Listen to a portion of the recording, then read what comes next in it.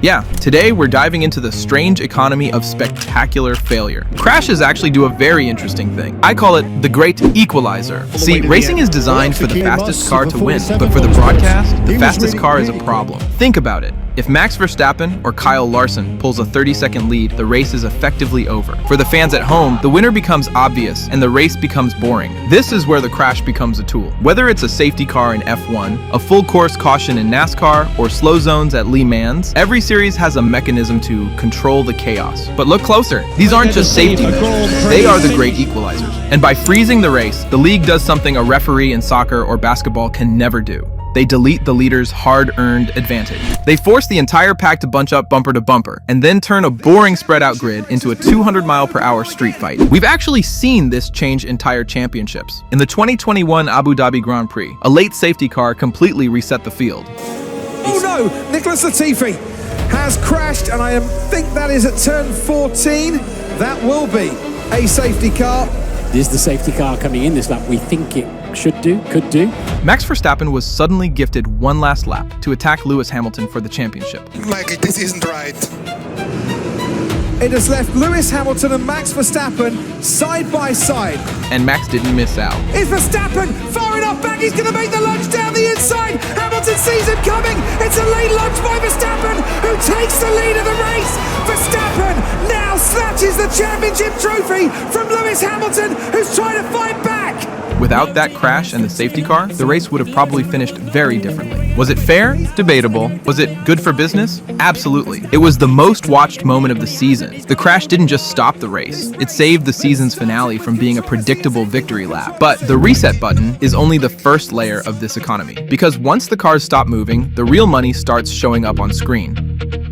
Here's the cold, corporate reality of racing. If you aren't in the top 5, you don't exist. I call this the visibility paradox. For the smaller teams, sponsorship is a brutal game of survival. They pay millions for a sticker on a wing, but if that car spends the whole race in 18th place, that sticker is never seen. It's effectively a ghost car, until the car hits the wall. Suddenly, the whole focus of the race shifts entirely to the crash. And what does the camera show during those few minutes? Logos. A lot of logos. In marketing, we call this earned media. A team might get 5 seconds of screen time during a green flag lap, but a crash, that's 3 minutes of global exposure. For those few minutes, their brand isn't just in the race, it is the race. This leads to the weirdest paradox in racing. A crash might cost $500,000 in carbon fiber, but it could also make $2 million in brand exposure.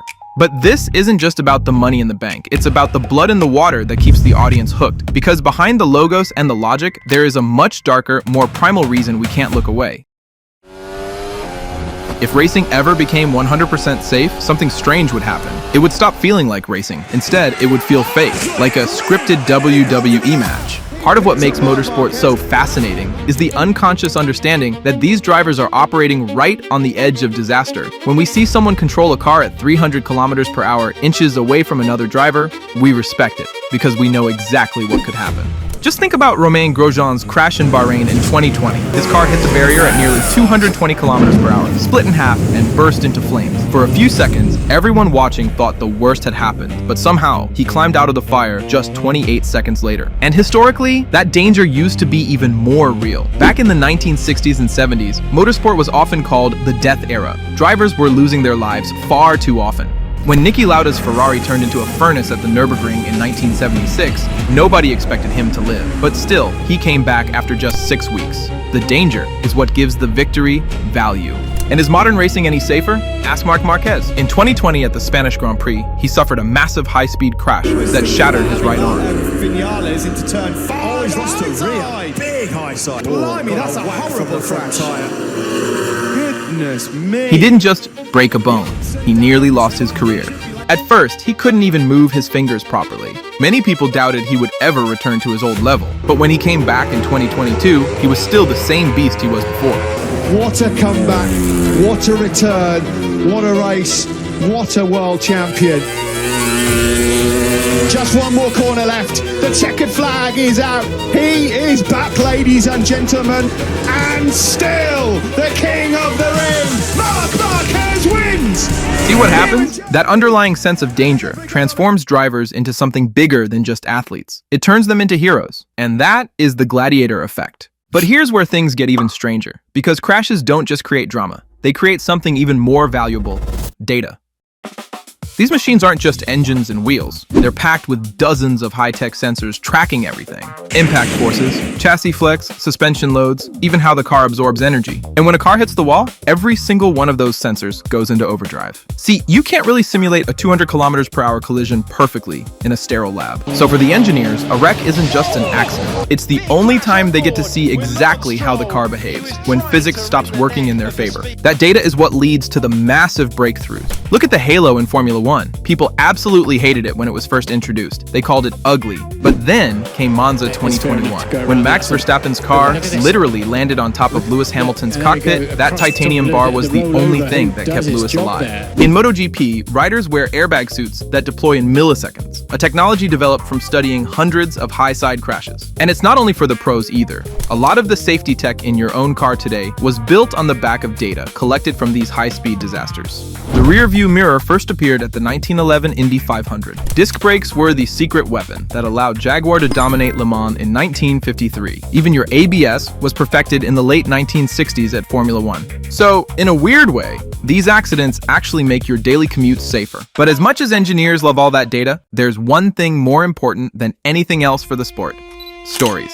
Because without crashes, you rarely get rivalries. Some of the biggest moments in motorsport history started with controversial crashes. Ayrton Senna and Alain Prost famously collided while fighting for the championship. This is the opportunity that Senna's looking for, and he's going through. Out!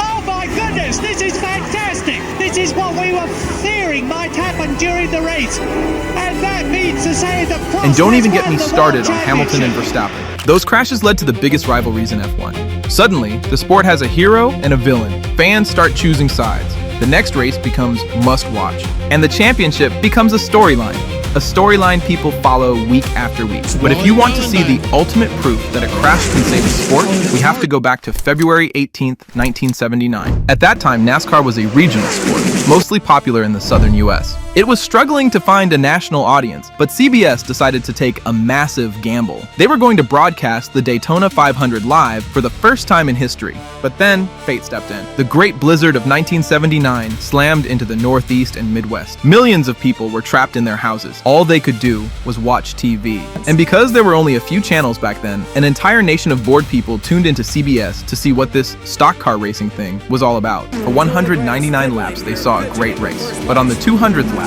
the final one, the two leaders, Cale Yarborough and Donnie Allison, got into a high-speed game of chicken. They slammed into each other and slid to the grass infield, completely wrecked. In any other sport, the story ends there. But in NASCAR, it was just beginning. And there's a fight between Cale Yarborough and Donnie Allison. A couple of very hard men, very hardly upset. That single moment of chaos, the crash, the anger, the raw emotion, was exactly what the massive audience in the North needed to see. It proved that this wasn't just driving, it was a blood sport. That one wreck transformed NASCAR from a regional hobby into a national powerhouse overnight. It didn't just make the season, it saved the future of the league. Now let's be clear about one thing. Nobody wants to see drivers getting hurt, but we do watch racing to see drivers save situations where it seems physically impossible. And that moment, when a driver walks away from something that looked impossible, that's the real product. Because without that risk, without that drama, the sport loses the very thing that makes it exciting. So the next time you see a crash during a race, remember, it might be the engine that keeps the entire sport running.